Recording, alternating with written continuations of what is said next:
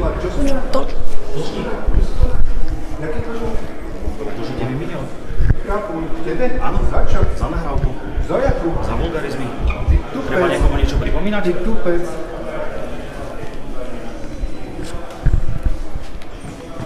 Ideme do vysielania. Takže... Čo ťa pekne okomentujem, ty čuráči. Výborne. Dobre, ďakujem. Môžete ohlasiť do štúdia. S hentým ja tomu sparinka robiť nebudem. Pán Mažgut, prosím Nie. vás. Poďte sem. Nie. Čo, zlakol si sa? Modré ponožkičky má.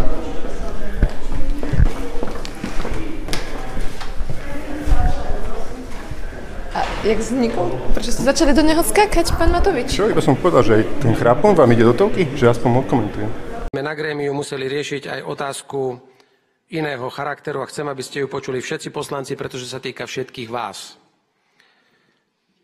V rámci priestorov Národnej rady vo foaje sa bežne vyskytujú médiá, ktoré majú svoje miesta, z ktorého vysielajú častokrát živé vstupy do svojich spravodajských televízií a pozývajú na tieto živé vstupy jednotlivých poslancov Národnej rady, tak ako si ich pozvú, ako sa s kým dohodnú a každý má právo si takýto mediálny priestor využiť a poskytnúť médiám svoje postoje. Dnes bol avizovaný mi incident, kedy pán poslanec Mažgut zo Smeru mal absolvovať svoj živý vstup do RTVS, po ktorom mal nasledovať následne živý vstup pána poslanca Matoviča, tak ako to bolo dohodnuté dramaturgiou Slovenskej televízie. Nakoľko ale pán poslanec Matovič ešte tesne pred začiatkom tohto živého vstupu začal verbálne útočiť na pána poslanca a vulgárne sa k nemu správať a vyjadrovať, ten sa nakoniec rozhodol za takýchto podmienok svoj živý vstup neuskutočniť. Ja teraz nebudem arbitrom, ani nebudem sa do toho starať, ale chcem vám povedať jednu vec a záver poslaneckého grémia. Pokiaľ má poslanecký klub Slovensko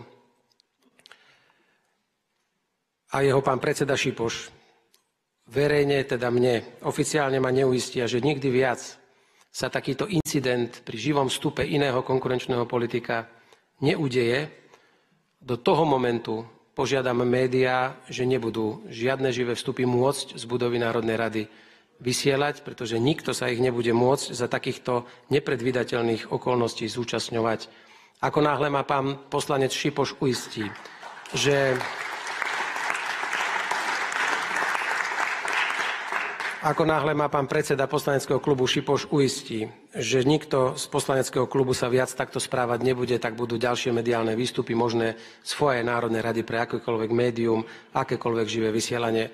Nie je to dnes z mojej strany nič osobné, ak by sa takto zasprával aj poslanec zo strany Hlas, alebo zo strany PS, alebo zo strany SAS.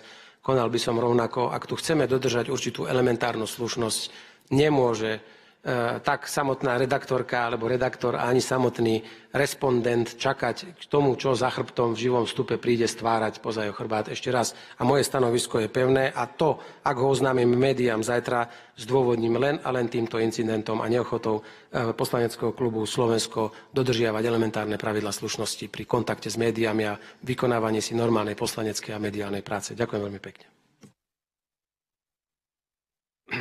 S procedurálnym návrhom pán poslanec Matovič.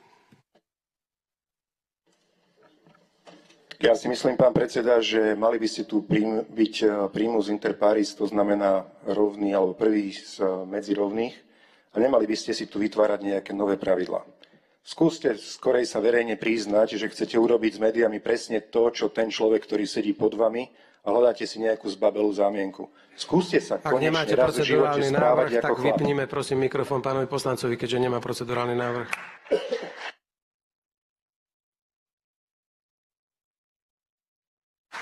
Divadlo si, pán poslanec, budete robiť na ulici, ale nie v tejto rokovacej sále, ani v budove Národnej rady Slovenskej republiky, to vám garantujem. Odporúčal by som každému, kto chce informovať o tom incidente, ktorý sa včera stal, aby si pozrel ten záznam, ktorý je naozaj, ktorý začína čo najskôr. A ten začína slovami, kde sa ja pýtam a idem v ústretí Mažgutovi zo Smeru a pýtam sa ho: Sedlák, čo som ja?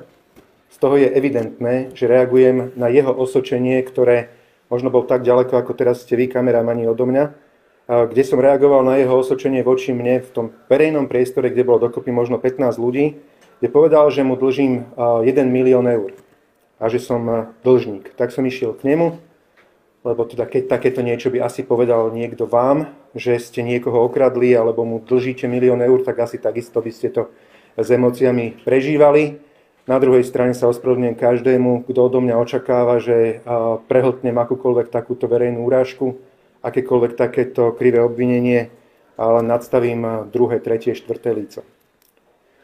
Zároveň ma mrzí, tak ako ma mrzelo pri incidente s Kaliňákom, kedy doslova sa vtlačil do mojho auta aj v spolu páchateľstve s iným človekom, ktorý ani neviem, či vlastne medzičasom aj nie je poslancom.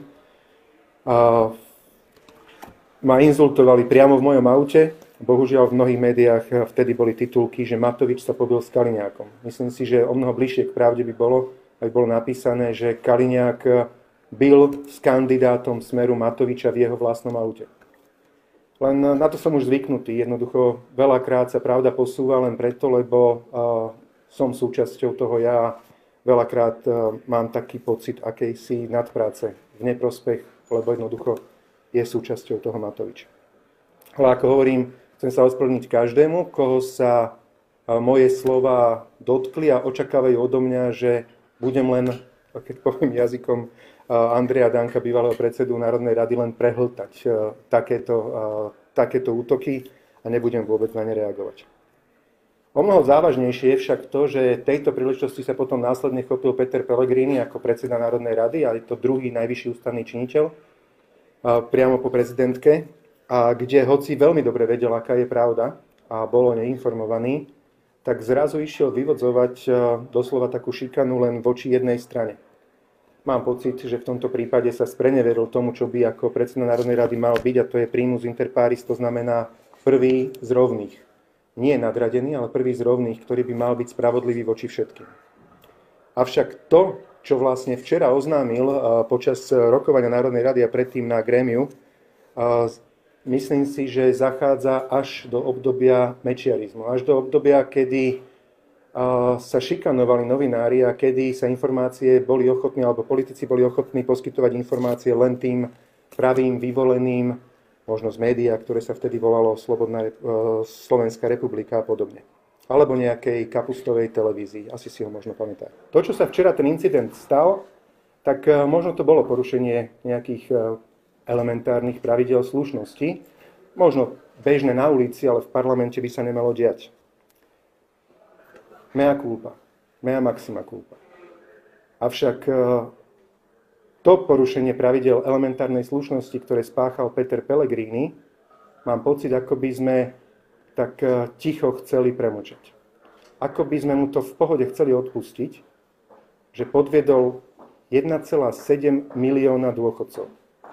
1,7 milióna sirôt, vdov, vdovcov, invalidov a starobných dôchodcov, ktorým slúbil, že ešte pred týmito Vianocami, keď bude Hlas vo vláde alebo v koalícii, vyplatí všetkým 13. dôchodok vo výške 640 eur. A teraz si skúsme dať naozaj do porovnania tieto dve porušenia pravidiel elementárnej slušnosti v politike. Čo je naozaj reálne porušenie, kde ľudia cítia dopad na svoje životy? To, že ja blbcovi poviem, že je blbec, s prepáčením, keď na mňa útočí, alebo to, že Pellegrini spácha exemplárny volebný podvod a podvedie 1,7 milióna sirôt, vdov, vdovcov, invalidov a starobných dôchodcov. Ľudia si urobia názor sami. Samozrejme, že o mnoho, miliónkrát, 1,7 miliónkrát viac je porušenie pravidiel elementárnej slušnosti volebný podvod, ktorý spáchal Peter Pellegrini. Rovnako však sa chystá spáchať volebný podvod ďalší. Sľúbil ľuďom, že nebude znižovať žiaden sociálny status a dupom, Bože chráň voči ľuďom, ktorí ho na rukách do parlamentu doniesli, a to boli práve 100 000 dôchodkýň a dôchodcov. A týmto ľuďom povedal, že budúci rok im zruší rodičovský dôchodok, na ktorý bol vyčlenený v rozpočte na budúci rok 315 miliónov eur. Ukradnúť dôchodcom a najmä dôchodkyniam matkám 315 miliónov eur, ktoré mali riešiť hlavne tú krivdu z toho, že ženy zarábajú menej kvôli tomu, že sa rozhodnú stať matkami, je najväčší volebný podvod v histórii samostatnej Slovenskej republiky. A tieto dva nesplnené predvolebné sľuby, alebo tieto dva podvody, ktoré Peter Pellegrini ide spáchať a chce to vlastne si konvalidovať Národnou radou najbližšie dni, tak toto sú skutočné porušenia pravidiel elementárnej slušnosti Peter Pellegrini. Preto som sa rozhodol ale Petrovi Pellegrinimu dať jednoduchú a veľmi čistú a myslím si, že aj férovú ponuku. Ponuka spočíva v tom, že keď Peter Pellegrini splní len tieto dva svoje kľúčové predvolebné sľuby, ktoré 1,7 milióna ľuďom na Slovensku dal, z ktorých 100 000 ho volili, tak ja sa vzdám mandátu poslanca Národnej rady.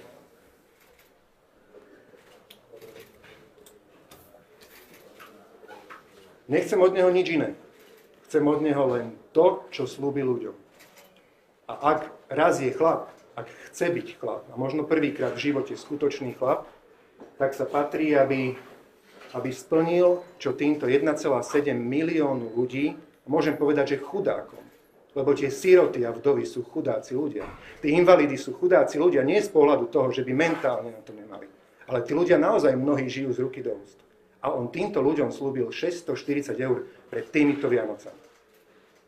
On chodil po mítingoch, mal svoje pelotóny, či jak to nazýval, a chodil tade a hovoril, že v žiadnom prípade sa žiadne sociálne výhody nebudú rušiť. Sľuboval tým ľuďom, že popri rodičovskom dôchodku dostanú tých 640 eur. 13. dôchodok, plný 13. dôchodok. A teraz im to na chrapúňa ide zobrať. Napriek tomu, že sú to len obyčajné dva jeho predvolebné sľuby, pre mňa osobne sú strašne dôležité a zásadné.